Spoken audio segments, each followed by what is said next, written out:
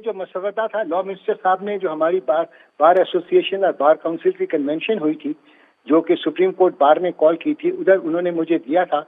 और ये मसवदा फिर मैंने हमारी जो एग्जीक्यूटिव कमेटी है उसके आगे रख दिया था। उन्होंने clause by clause executive committee के मेंबर्स ने उसको पढ़ा और अपनी जो सजेशन थी वो प्रपोज की हैं कि इनके अंदर ये अमेंडमेंट होनी चाहिए। जहां तक appointment of the constitutional court है, वो तो हम कॉन्स्टिट्यूशनल कोर्ट के हक में है कि ये होना चाहिए, ताकि ये कॉन्स्टिट्यूशन केसेस देखे और बाकी क्रिमिनल और सिविल केसेस जो हैं वो सुप्रीम कोर्ट देखे, ताकि बैकलॉग ऑफ केसेस खत्म हो।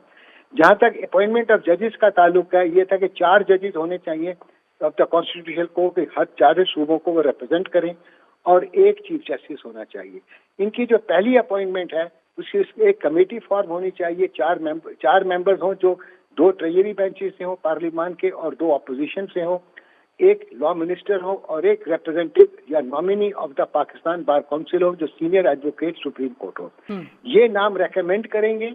सही है। ये 6 मेंबर जो हैं ये रेकमेंड करके नाम भेज देंगे किनको अपॉइंट करना चाहिए। फिर प्राइम मिनिस्टर साहब अपनी एडवाइस देंगे आर्टिकल 48 के कॉन्स्टिट्यूशन के नीचे, और प्रेसिडेंट साहब तो इसको अपॉइंट करेंगे। इसके बाद जो तानियाती है वो जुडिशल कमीशन ऑफ पाकिस्तान करना चाहिए। जुडिशल कमीशन ऑफ पाकिस्तान की जो कॉम्पोजिशन रखी गई है उसमें chief justice of federal constitution court होंगे और सीनियर जज होंगे, इनके साथ चीफ जस्टिस होंगे, लॉ मिनिस्टर होंगे, अटॉर्नी जनरल होंगे, ठीक है, ऑफ दी पार्लियामेंट। ये सब मिलकर जब उधर हाई कोर्ट के चीफ जस्टिस साहब आ जाएंगे, सीनियर प्यूनी के जनरल और क्या कहते हैं एक नुमाइंदा प्रोविंशियल बार काउंसिल का, ये जो है अपॉइंटमेंट करेगा। ये चीज हमने तजवीज़ दी है अपॉइंटमेंट के बारे में। अच्छा, और सर आपको और आपकी जो बार काउंसिल है, क्या उसको इस चीज़ पे पूरा इत्तेफाक है कि जो पहला चीफ जस्टिस होगा आईनी अदालत का वो प्राइम मिनिस्टर की एडवाइस पर सदर मुमलिकत उसको तैनात करेंगे, और वो इस सिनेरियो में जो कि लाइकली एक सिनेरियो बनता नजर आ रहा है उसमें काजी फायज ईसा साहब होंगे? Do you support that? देखिए जी, जहाँ तक काजी फायज ईसा का ताल्लुक है पाकिस्तान बार काउंसिल का, इसका कोई ताल्लुक नहीं है। अब ये तो कमेटी रेकमेंड करेगी, ये तो प्रिजम्पशन जा रही है कि काजी फायज ईसा साहब को बनाया जाएगा। जहाँ तक हमारा इससे कोई ताल्लुक नहीं है। जब अगर हमारी प्रपोजल्स उन्होंने मान ली और क्या कहते हैं इसके आप जब वैसे मैंने अर्ज किया हमारा नुमाइंदा भी होगा, फिर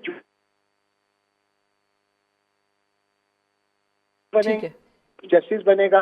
मगर अभी ये कबल वक्त बात करने की है कि चीफ जस्टिस कौन होगा। ठीक है। अच्छा नाइक साहब, ये भी बताइए कि आखिर क्या वजह है कि पाकिस्तान बार काउंसिल भी जो है 26वीं आईनी तरमीम के हवाले से तकसीम का शिकार दिखाई दे रही है?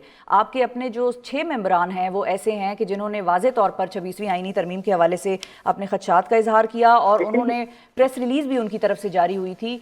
तो अब दूसरी जानिब आप बतौर वाइस चेयरमैन आईनी अदालत के क़याम की हिमायत कर रहे हैं, तो उन 6 जो मेंबर्स हैं उनको आप किस तरह से ऑन बोर्ड लेंगे? Why isn't PBC speaking with one voice? देखिए, ये जो इख्तलाफात हैं ये जमहूरियत का हक है। हुसन है सर, ये आपकी बात सही है। जमहूरियत की खूबसूरती है। उनके अपने क्या कहते हैं ख्यालात हैं, अपने ओपिनियंस हैं उन मेंबर्स की जिनकी आपने बात की, और यही जमहूरियत की खूबी है। वो अपने आर्गूमेंट्स देते हैं, हम अपने आर्गूमेंट्स देते हैं।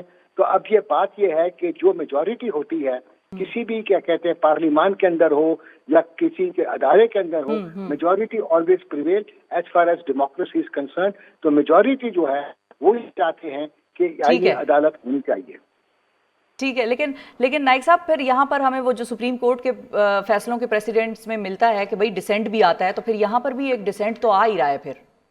जी, यही तो मैंने आपसे कहा, डिसेंट होना कोई खराबी नहीं है, ये अच्छी चीज है। ये डिसेंट का मतलब है कि कोई शख्स अपने ख्यालात का इजहार करना चाहता है, अपने ओपिनियन जाहिर करना चाहता है, और अगर मेजॉरिटी उसकी बात नहीं मानती तो उसकी रिस्पेक्ट करते हैं। जब हम सुप्रीम कोर्ट के जजमेंट्स का हवाला देते हैं, बेअंदाजा केसेस है, मगर जो मेजॉरिटी जजमेंट होती है वही प्रेसिडेंट बनता है, और उसी को क्या कहते हैं आगे ले जाकर आगे अदालत के अंदर हम पेश किया जाता है।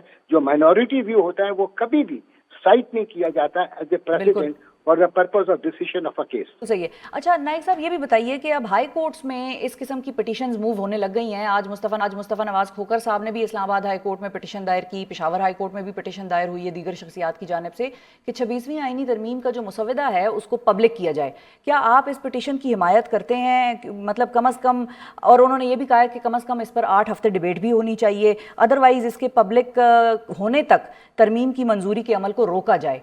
तो क्या यहाँ पर इस हवाले से अदालती दायराकार इन्वोक किया जा सकता है? देखिए, जहाँ पहले भी आईनी इस्लाहात होती रही हैं।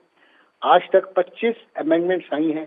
25 अमेंडमेंट में कभी भी डिबेट नहीं हुई है, पब्लिक डिबेट नहीं हुई है। अच्छा, ये आइन के नीचे इट इज द पावर और prerogative of the legislature to make the laws and to amend the constitution.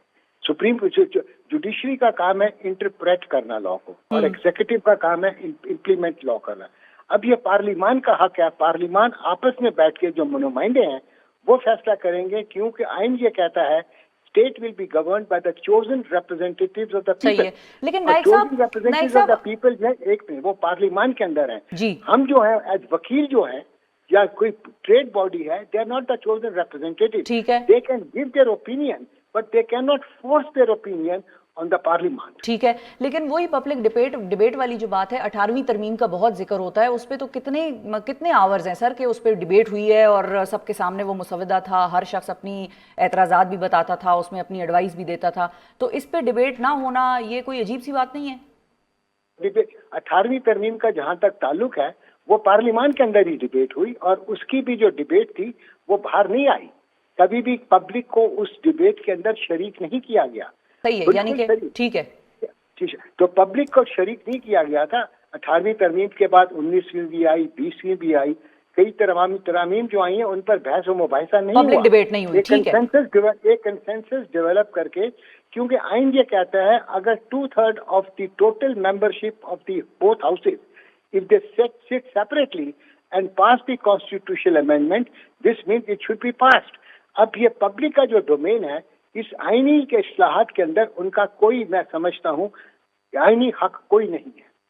लिहाजा अदालत जो है इसमें इंटरफेरेंस नहीं कर सकती, जो कि पिटीशन मूव की गई है मुस्तफा नवाज खोखर साहब की तरफ से, क्योंकि उन्होंने उसमें अदालत जो भी फैसला करेगी वो आइन और कानून की रूह के मुताबिक। ठीक है, लेकिन उसमें अगर सिर्फ आइन नाइक साहब ये इजाजत सुन नहीं लीजिए, देता पब्लिक डिबेट की, तो मैं समझता हूँ अगर कोई अदालत का ऐसा फैसला आया इस पर पब्लिक डिबेट की जाए, तो मैं समझता हूँ ये आइन की प्रोविजन की खिलाफ वर्जी होगी। ठीक है। लेकिन एक और चीज इस पिटीशन में राइट टू इंफॉर्मेशन एक्ट का भी हवाला दिया गया है, उसका जिक्र भी किया गया है, वो भी नहीं अप्लाई होगा? राइट ऑफ इंफॉर्मेशन का जो एक्ट है वो तो अगर कोई काम हो जाता है, अभी तो ये बिल है, बिल तो अभी तक एक्ट नहीं बना। ठीक है, अगर after an act has been done, कोई जैसे किसी चीज के ऊपर खर्च हो जाता है, तो खर्च होने के बाद आप पूछ सकते हैं कि भाई कितना खर्च हुआ है। अगर कोई खर्चा ही नहीं हुआ तो आप इनको रोक नहीं सकते, ना उससे हिसाब ले सकते हैं। इसी तरह जब ये बिल होता है, bill is not an act of the parliament. ठीक है, गॉट इट सर, समझ आ गई आपका पॉइंट। फाइनली नाइक साहब ये भी बताइए कि बिलावल भुट्टो जरदारी साहब ने अभी से एक सीनियर प्यूनी जज मंसूर अली शाह साहब को सिंगल आउट कर दिया है, और उन्होंने अपने इंटरव्यूज में ये बात की है कि भाई बिलावल साहब ये कहते हैं कि हम नहीं समझते कि वो उनको ये एतमाद नहीं है कि जस्टिस मंसूर दीगर जजेस को कंट्रोल कर सकते हैं। तो क्या ये समझा जाए कि बिलावल साहब अपने आने वाले चीफ जस्टिस पर अदम एतमाद के जरिए आईनी अदालत के क़याम का जवाब पेश कर रहे हैं? To be very honest with you, मैंने ये बिलावल साहब का, हमारे चेयरमैन है हमारी पार्टी के, मैंने सुना नहीं है। अगर आप ये जो सवाल कर रही हैं तो जमहूरियत की रूह से ये सवाल आप बिलावल साहब से करें, मैं इसका जवाब नहीं